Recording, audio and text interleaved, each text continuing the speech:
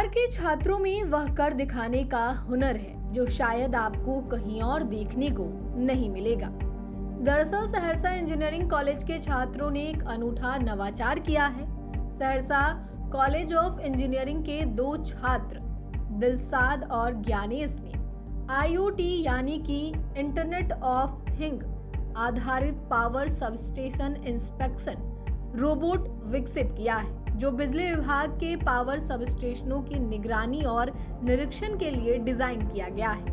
दिलसाद का कहना है कि वर्तमान में वह सबस्टेशनों की जांच मानव बल द्वारा की जाती है, जो उच्च वोल्टेज के कारण खतरनाक साबित हो सकता है। उनकी टीम ने इस समस्या का समाधान निकालते हुए एक ऐसा रोबोट तैयार किया है जो सेंसर और कैमरा तकनीक से लैस होगा।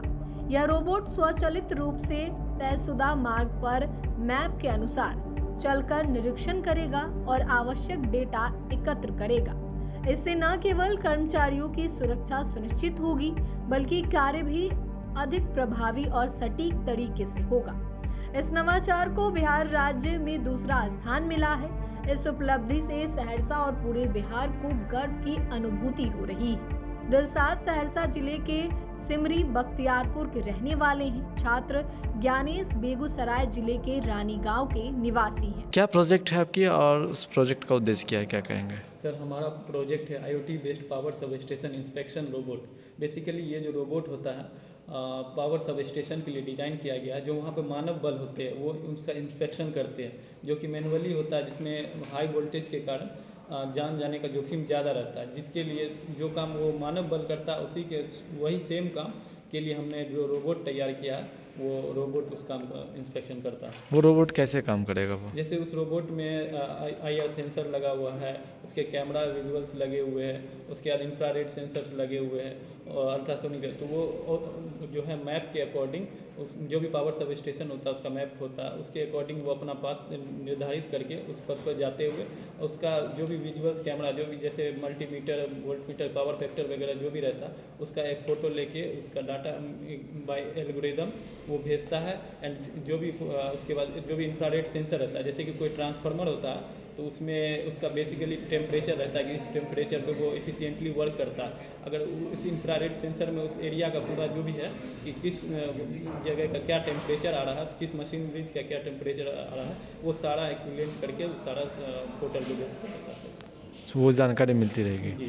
ये कितना लाभकारी होगा और कितना फ़ायदा आज पहुँचेगा? के ज़माने में हमारे यहाँ लगभग सारे जितने भी पावर सब स्टेशन हैं वहाँ मानव बल का ही प्रयोग किया जाता है, जो कि वहाँ पे क्या होता है कि हाई वोल्टेज का रेंज की वजह से उनको जान जाने की जोखिम अधिक रहती है। और वहाँ पे जो सर्किट ब्रेकर वगैरह होते हैं उसमें SF6 गैस होता है, जो कि लीक से मानव बल को भी नुकसानदायक है और ओजोन के लिए भी बहुत नुकसानदायक। तो वो जो हमारा रोबोट है वो उस SF6 को भी मेजर करता है एंड उसको भी डिटेक्ट करके वो हमें अपडेट देते रहता है। क्या नाम हुआ आपका? मेरा नाम MD दिलशाद अख्तर।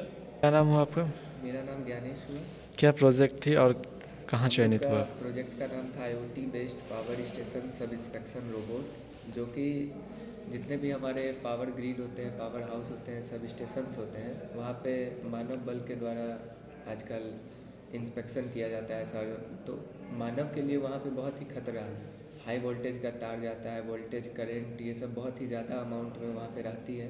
तो इसलिए हम लोग ने एक रोबोट को डिज़ाइन किया था, जो कि वो खुद जाके मानव के जगह जाके इंस्पेक्शन करके जितने भी डाटाज होते हैं वो सबको कलेक्ट करके पावर स्टेशन में भेजेगा और मानव का काम आसान करेगा और रोबोट करेगा। कहाँ चयनित हुआ, कहाँ पार्टिसिपेट किए थे आप इसको? इसको हमने श्री कृष्ण साइंस सेंटर है पटना में, वहाँ पे जाके किया था। क्या अवार्ड मिला आपको? इसमें हम लोग को 2nd प्राइज़ मिला है। सहयोग किनका मिला आपके? दिलसाद हमारे पार्टनर है, दिलसाद अख्तर, जो कि हमारे ब्रांचमेट हैं। कितने दिन में ये तैयार किया गया?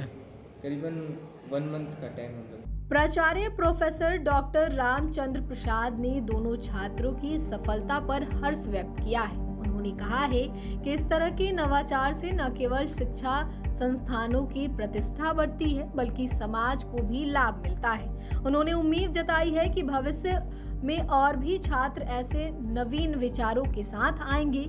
यह रोबोटिक प्रणाली बिजली आपूर्ति की निगरानी और रखरखाव के कार्य को अधिक सुरक्षित और दक्ष बनने में सहायक होगा।